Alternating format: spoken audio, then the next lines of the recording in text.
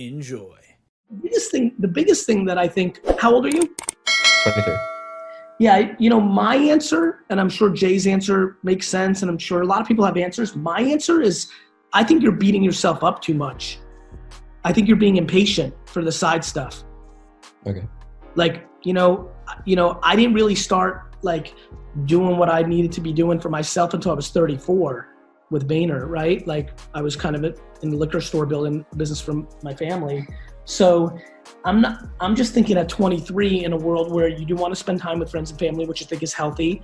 When you do have a job that you actually like and you're good at, pay bills, like save money, that's smart. You're back home. I love that, the humility to do that. Like I kind of like everything you're doing, except I think you might just be impatient and might be beating yourself up too much. Like why can't you do the other things that you want at 32? I'm being serious now. 32 is a fucking child. Yeah, no, I've always thought that... When 23, it's hard to think 32 is a child. Yeah, I've always thought that when I get to my 20s, I'm like, oh my God, things are running out of time. And then I see your videos and I'm always like, whoa, chill. Like, I'm not even close to 30 yet. I have so much time. So dude, I definitely think that way. I feel like I have unlimited time. I'm 44. I'm double your fucking age. Like I think you need to slow down you beating yourself up. If you start a podcast in 2 years, that would be super young and super early. I think you're over analyzing and beating yourself up too much. Okay. I really do. Like I get that you want to do side projects and start a podcast and build a fucking app, and we all have ambitions, but when it starts turning into something that's negative, like ambition is a very interesting game. I watch people convert ambition like a chemical into something very negative, and I see people turning it into something very positive. I think you need to try to convert it into like that you don't suck and you're unmotivated and you fucking need meditation or drug or like a fucking cult to be a part of. Like you need to just take a step back and fucking realize you're doing so much. Bro, you just laid down some real fucking shit that I respect. You're working hard at a craft that you like. You had the humility to move back in with your family at a young age to be thoughtful about saving money. You're meaningfully spending time with friends, family, and your girlfriend. You're doing a ton of shit right. I'm sorry that you haven't fucking started the great fucking next meditation app yet or the fucking one podcast. I'm sorry that you're not Calm or fucking Joe Rogan yet, but you're fucking 23. Yeah. Take a step back and realize how many things you're doing that are smart and give yourself a little bit of breathing room. Like save some money, enjoy your early 20s. You can start getting serious at 42, let alone 27. You need to slow it down. Your ambition or ideology is creating anxiety that it doesn't need to create in a world where you're gonna live for, and let me say it slowly to your face, another fucking 90 years. Yeah. You understand? Yeah, thank you for saying all that. Makes sense? Yeah, no, I get it. I feel like that is what I do. I feel like I can see it myself. Okay. And I gotta slow down with like being impatient about like I want to get things done, right? But like what do you think I should do until then to at least feel like the time that I have after work is still something productive? Realize that relaxation is productive. Realize that, just like kind of like slowing down a little bit, catching up with friends at 8:30 is a fucking good productive thing. Like productivity doesn't have to come in the form of the output of a business thing or an output of a making of something. It might just, productivity for your soul and for your humanity is fucking great. Yeah. And by the way, the weekends, you might be able to find 3 hours to be because you're pot committed to 48 hours. That's the thing is, so I'll see my girlfriend usually sometimes 2.5 days of the 3-day weekend, Makes sense. I don't see her during the weekdays much. I want to spend that time with her. Makes sense. But when I get home, let's say it's like Sunday, end of Sunday, I'm like, okay, I have a few hours left in this day. But then at this point, it's like, I feel like it's me that's getting in the way, because it's not that I don't have time in that situation. It's that I can't get myself to just sit down and do something. Stop beating yourself up and realize that right this second at 23, a fucking child, you're just not motivated to do the podcast or the app yet. It's okay. Okay. One of the greatest strengths that I have is not beating myself up. I have plenty of times where I can just like take a whole year and not be as productive as I want, or misoperate the business for a year. Like, just don't beat yourself up. Like, you will do it when you're ready and you want to. Okay. You know what I mean? Or, you know, I would spend that time, I would take downtime into consuming information that might lead to an unlock for you. But don't think of this as a negative, dude. Okay. Enough with that. Like, you're not lazy, you're not unmotivated, you don't have a blockage. Like, you just don't want to do it right now. I don't know. I think I really want to do it, but no, you don't. You think you want. The ideology is to do it, but your actions over words, bro. If you wanted to do a podcast, you'd fucking run after hanging out with your girlfriend on Sunday at 4 p.m. and come in and fucking build your podcast.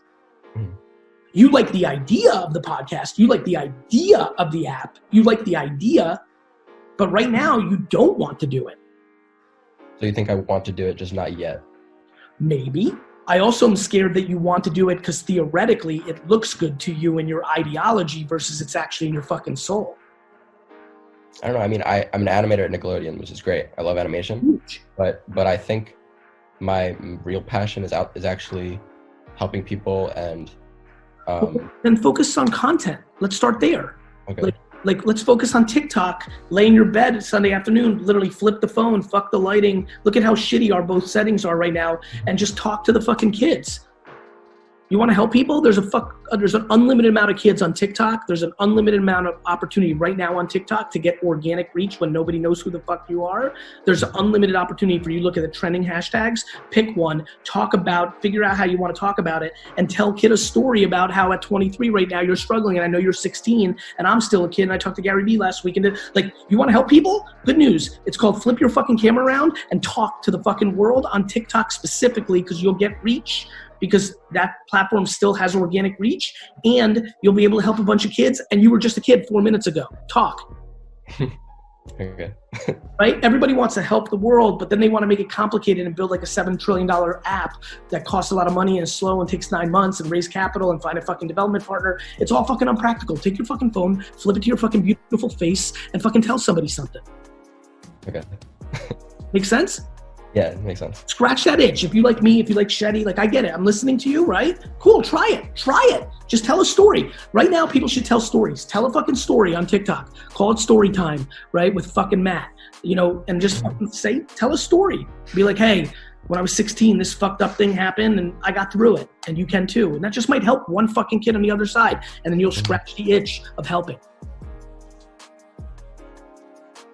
Before whether you're cut out to be an entrepreneur or not, definitely before, like, who gives a fuck about how other people are, like, nobody's life or expansion of their fucking smoothie shop or bakery or fucking cookie shop, coffee shop has anything to do with it. People spend so much time in envy about how somebody else is growing. It's just a complete and utter waste of fucking time.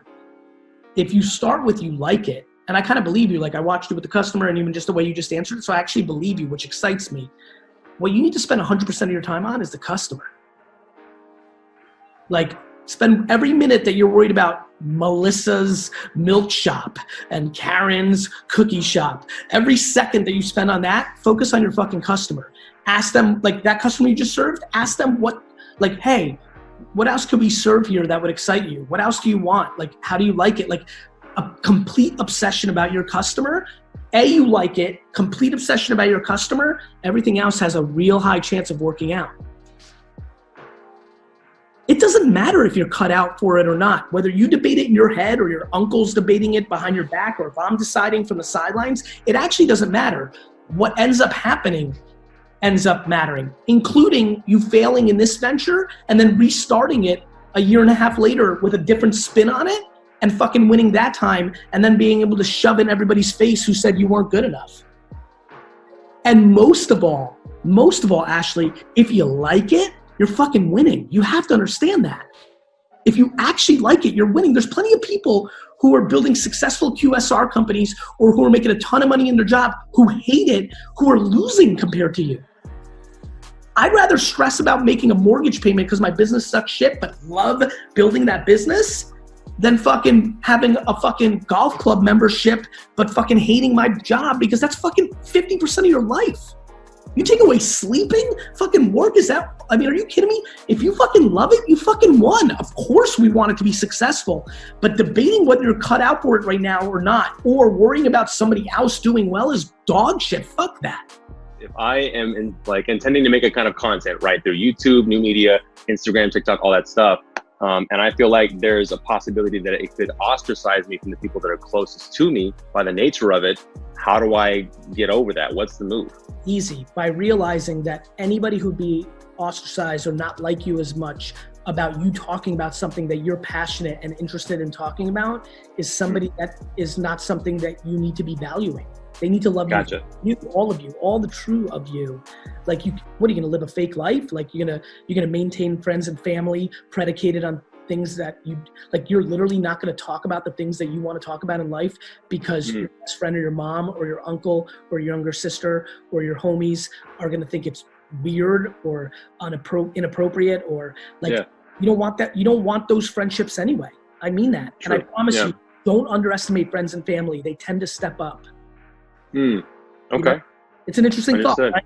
People, you know, it's, I like the way you reacted, and I've never really said that before myself. You know, this tea with GaryVee thing might be good. Like, we underestimate parents, friends, and family.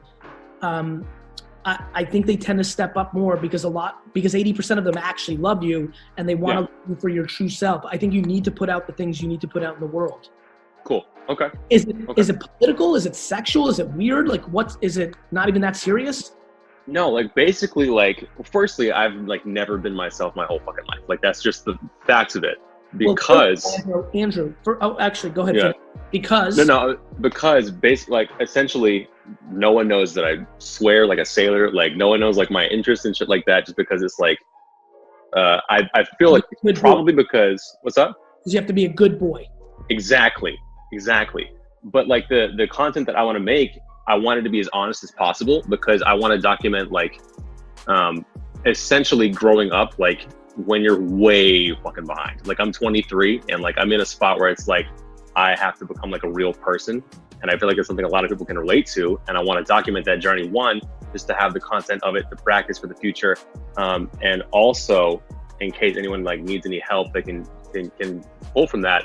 But the biggest thing is like it'll force me to be accountable and actually do the shit. You know what I mean? So that's kind of where this is coming from. You're gonna win. Cool. I love everything I just heard. You're not behind. The fact that you're self-aware that you've never been yourself is a huge win. It's the first step. Most people can't see the first step. 64% of the people in your life are going to step up and love you so much for this. And the 36% that won't will get over it in 6 months. Fair enough. All right, brother. Hey, man, I appreciate it. And then going. I think this is going to be really good. Who are you most worried about? Your mom, or who are you most worried about? My family. Of course. My mom, yeah. Dude, your mom will love you. Like, maybe your sailor mouth for a little bit. Maybe it'll embarrass you for a couple weeks. Maybe it will tear down the ideology that you're this perfect little saint. But she's going to love you cold, bro. True facts, man. Thank you.